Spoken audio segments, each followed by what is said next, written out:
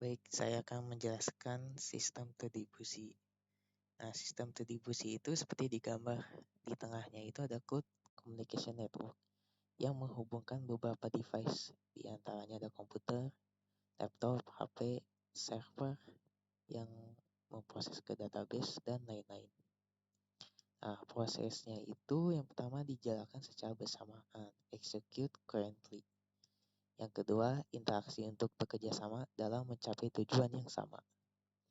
Yang ketiga itu mengkoordinasikan aktivitas dan pertukaran informasi, yaitu pesan yang dikirim melalui jaringan komunikasi menuju ke device lainnya.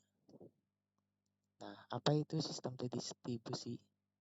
Nah, sistem terdistribusi merupakan kumpulan autonomous komputer yang terhubung melalui sistem jaringan komputer dan dilengkapi dengan sistem software terdistribusi untuk membentuk fasilitas komputer terintegrasi atau melakukan koordinasi hanya dengan pengiriman pesan, message passing. Contohnya itu seperti menggunakan internet, atau mobile computing. Nah, pentingnya komputasi terdistribusi itu merupakan hal penting untuk fungsi organisasi. Misalnya organisasi di perbankan, transportasi, atau telekomunikasi.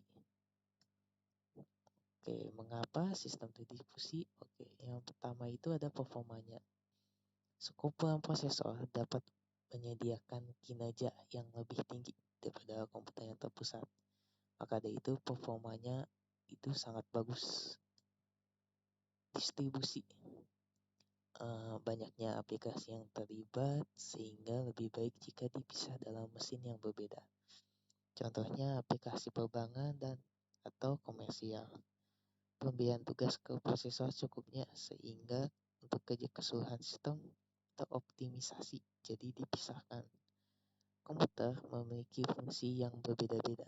Contohnya seperti client server, host terminal, dan data gathering. Itu membutuhkan prosesor yang tugasnya yang berbeda pula. Oke, yang ketiga ada reliability. Jika terjadi kerusakan pada salah satu mesin, tidak akan mempengaruhi kinerja sistem yang secara keseluruhan, jadi hanya itu saja yang kerusakan dan yang lainnya bekerja. Yang keempat, incremental growth. Nah, mesin baru dapat ditambahkan jika kebutuhan proses itu meningkat. Sharing data atau resource. Segala yang dapat digunakan bersama dalam jaringan komputer, misalnya itu meliputi hardware. Hardware-nya itu seperti hard disk, printer, atau scanner. Dan juga di sini ada software seperti berkas atau file, ada database dan objek data. Jadi digunakannya itu secara bersamaan dan sesuai dengan hardware dan software tersebut.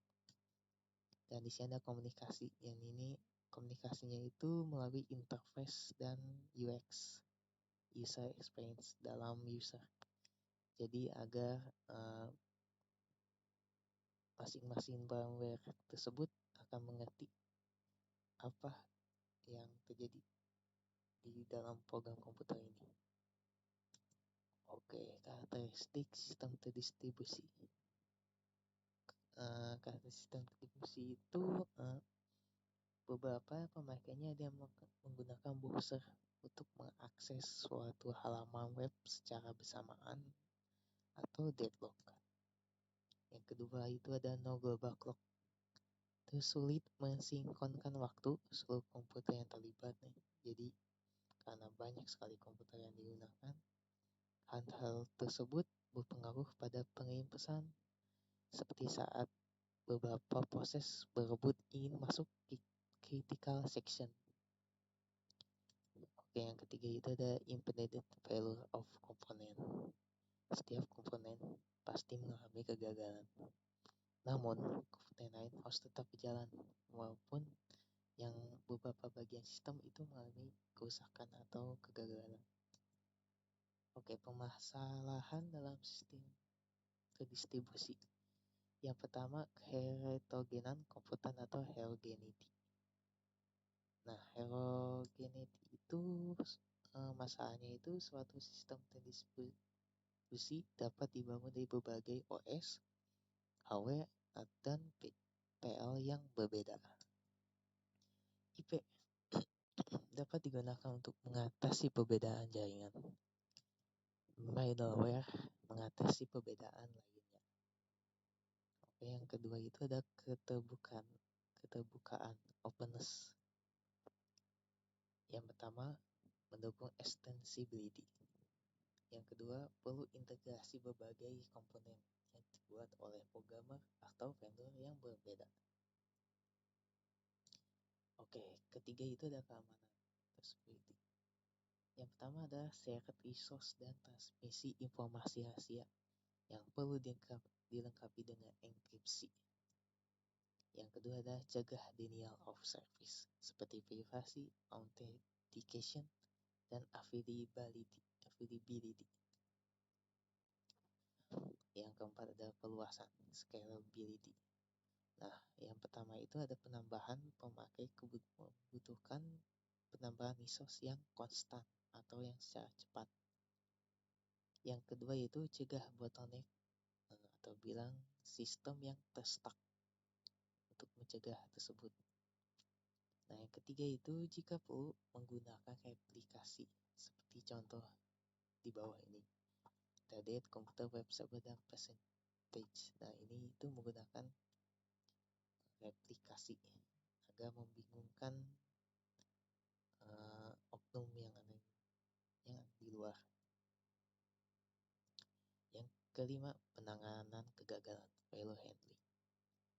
Yang pertama itu setiap proses komputer atau jaringan dapat mengalami kegagalan secara independen. Yang kedua, komponen lain harus tetap berjalan dengan baik, seperti pendeteksian, toleransi, dan redundansi. Jadi harus tetap jalan walaupun ada beberapa hal yang terhalang atau gagal. Yang keenam ada coherency of component. Yang pertama itu penjadwalan yang konsisten dengan concurrent thread. Yang kedua itu menghindari terjadinya deadlock. Nah, yang ketujuh itu ada transparansi. Transparan bagi pemakai, keberadaan beberapa komponen tampak sebagai satu sistem saja. Padahal isinya itu banyak, tetapi kita melihatnya itu transparan. Jadi hanya terlihat satu sistem saja. Oke, sekian dari saya. Terima kasih.